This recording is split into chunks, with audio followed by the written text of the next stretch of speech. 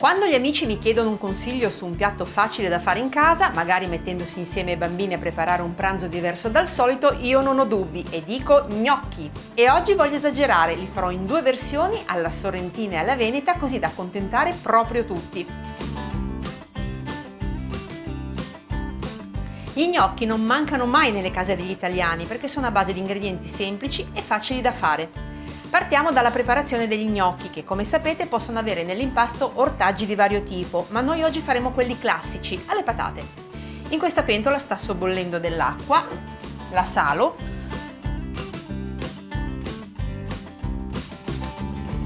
e immergo le patate. Io le immergo con tutta la buccia e della stessa dimensione, così ci sarà anche un'uniformità di cottura.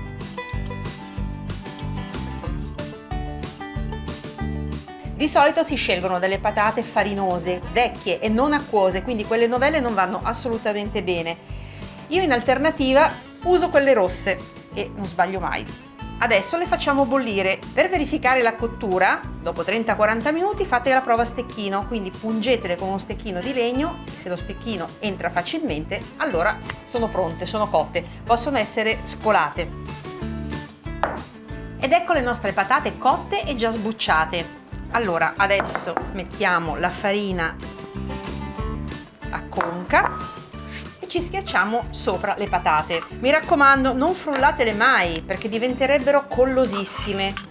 Potrebbe volerci magari più o meno farina, dipende molto dalle patate che usate e sappiate che meno farina si usa per fare gli gnocchi e più gli gnocchi saranno morbidi, ma ovviamente ce ne vuole una quantità tale da permettere che tutto rimanga assieme. Però se ne aggiungerete troppa diventeranno veramente troppo duri.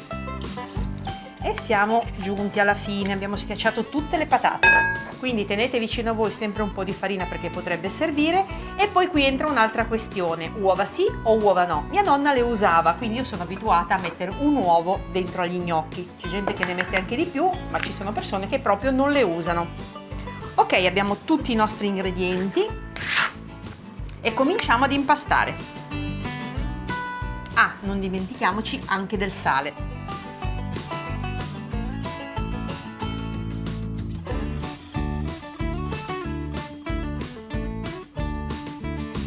Ed ecco qui il nostro impasto pronto per essere tagliato. Prima di tutto ne prendiamo un pezzettino alla volta e facciamo una specie di cordoncino.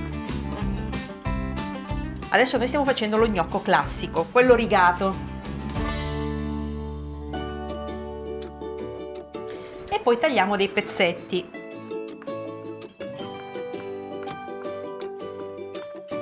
E adesso abbiamo due modi per rigarli. Abbiamo il rigagnocchi, che è questo attrezzino di legno con queste scanalature. Mi raccomando, metteteci sempre sopra un po' di farina, altrimenti l'impasto si appiccica. Oppure con la forchetta. Vediamo tutti e due i metodi. Allora, ecco cosa si fa. Si prende lo gnocco e si fa questo movimento. Quindi verrà rigato, ma da questa parte ci sarà la conca, che è molto importante che ci sia, un po' per raccogliere il sugo, un po' perché così lo gnocco cuocerà meglio, perché non sarà proprio completamente intero, ma sarà un po' concavo. Quindi li mettiamo qui mano a mano che li facciamo. Il secondo metodo è quello della forchetta. Prendete la forchetta e ci passate lo gnocco sopra così, in questo modo. Ovviamente il rigagnocchi è un pochino più comodo.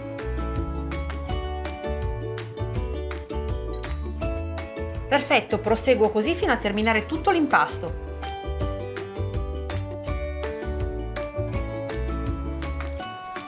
Sapete perché si dice giovedì gnocchi? Fa parte di un vecchio detto romano del dopoguerra che recita: giovedì gnocchi, venerdì pesce e sabato trippa. Un modo per prepararsi con un piatto sostanzioso al venerdì, appunto, quando secondo la tradizione cristiana non si poteva mangiare carne. Ho preparato tutti gli gnocchi e adesso ci dedichiamo al condimento. Ovviamente in molte regioni si contendono la paternità degli gnocchi. Da lombarda vi devo dire che qui nella mia regione sono comparsi per la prima volta in ricette molto antiche, nei banchetti rinascimentali addirittura, anche se all'epoca erano realizzati con mollica di pane, latte e mandorle. Ma con le patate nell'impasto sembrano siano stati fatti per la prima volta intorno al 1660, proprio dal cuoco di una taverna di Sorrento. Ecco che andiamo sulla costiera amalfitana per il primo condimento, gli gnocchi alla sorrentina. In una padella metto dell'olio extravergine di oliva, un paio di spicchi d'aglio, li taglio a metà e poi li elimino, e un po' di peperoncino tritato, io ne ho messi un paio.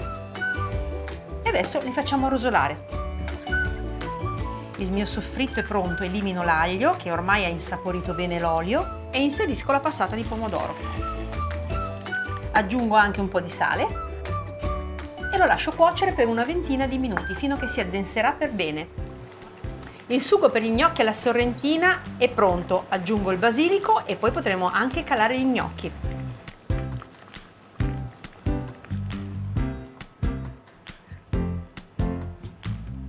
Qui abbiamo invece una bella pentola di acqua che sta bollendo, mettiamo del sale all'interno e poi ci possiamo buttare un po' di gnocchi, pochi alla volta però, tanto gli gnocchi hanno una cottura molto veloce, non appena torneranno a galla li potremo scolare e metterli direttamente nella padella con il condimento. Come vedete gli gnocchi stanno venendo a galla, io li scolo per bene e li butto nel sugo.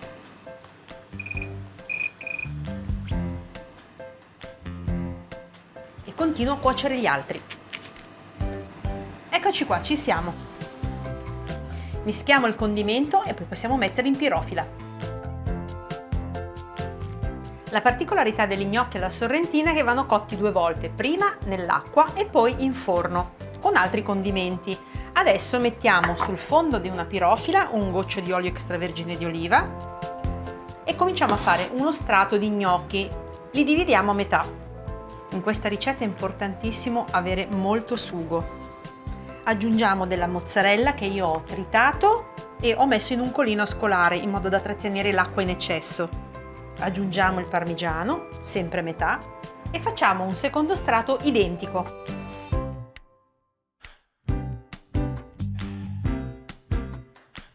E adesso mettiamo i nostri gnocchi alla sorrentina nel forno alla massima potenza per 10 minuti. Potreste utilizzare anche il grill del forno.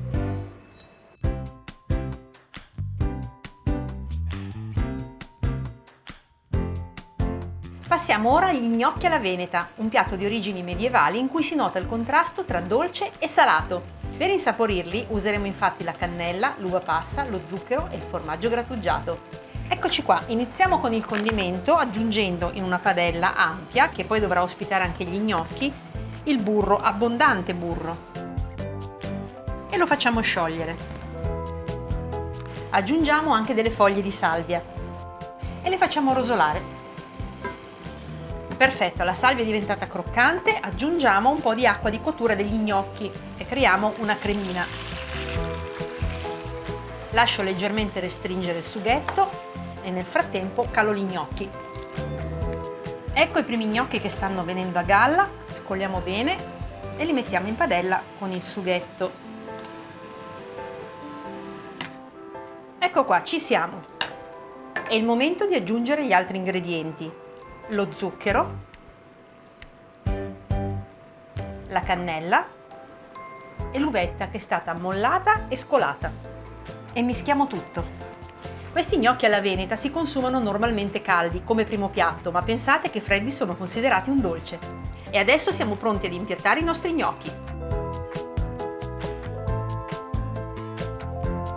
Ed ecco i miei gnocchi alla sorrentina e alla veneta. L'ultimo tocco per quelli alla veneta è un po' di formaggio grattugiato. Che sia giovedì o venerdì, gli gnocchi sono sempre buoni, non so da quale cominciare.